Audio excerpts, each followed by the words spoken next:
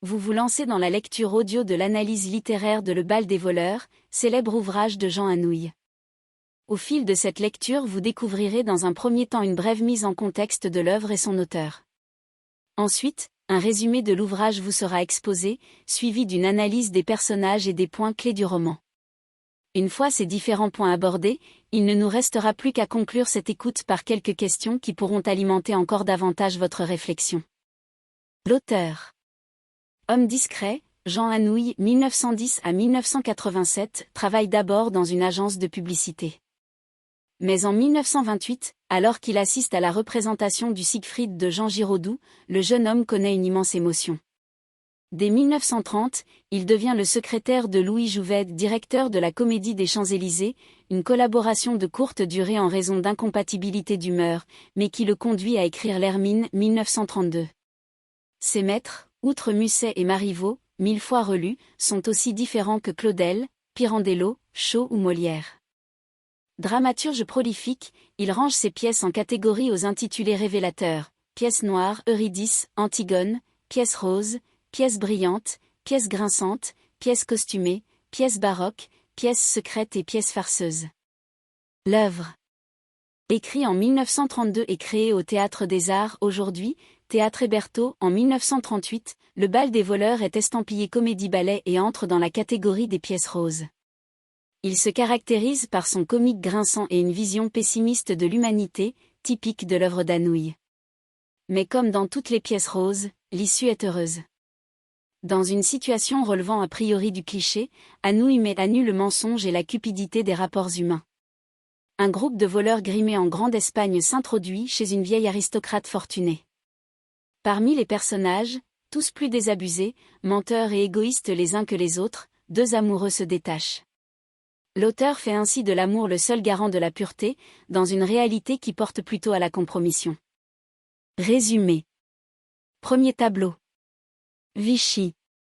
Lady Urf, une aristocrate anglaise, prend les eaux avec ses nièces Eva et Juliette, ainsi qu'un vieil ami sans doute jadis son amant, Lord Edgar. Les jeunes filles sont harcelées par différents personnages, à tel point que le vieux leur contacte l'agence Scott Yard pour qu'on lui envoie un détective, qui sera chargé de les surveiller. Juliette est visée par Dupont du Fort-Fils, qui espère faire un bon mariage pour renflouer les caisses de l'entreprise de son père, mais également par Gustave, le plus jeune membre d'un trio de voleurs. Eva, quant à elle, est courtisée par Hector, le « séducteur professionnel » de la même bande. Tous deux en ont bien évidemment après la fortune qu'ils supposent aux jeunes filles. Pour parvenir à leur fin, Gustave, Hector et leur chef, Peter Bonneau, se font passer pour des grands d'Espagne, et leur stratagème fonctionne au-delà de leurs espérances. En effet, Lady Urf reconnaît en Peter Bonneau ce « cher duc de Miraflore » qu'elle a rencontré à Biarritz en 1902. Ravi de l'aubaine, Peter Bonneau se garde bien de démentir, et la vieille aristocrate les invite sur-le-champ à venir loger chez elle, malgré les réticences visibles de Lord Edgar. Deuxième tableau. Villa de Lady Urf. Les jeunes filles ont des états d'âme. Toujours courtisée par Hector, Eva ne lui trouve plus aucun charme. C'est qu'Eva est une personne blasée, ayant eu beaucoup d'amants, mais incapable d'aimer qui que ce soit.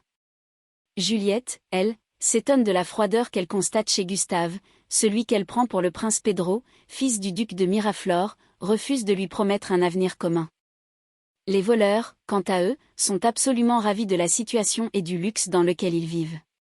Ils ne sont donc plus très pressés de mettre au point le gros coup qui, certes, les enrichira, mais les forcera en même temps à quitter la villa de Lady Urf.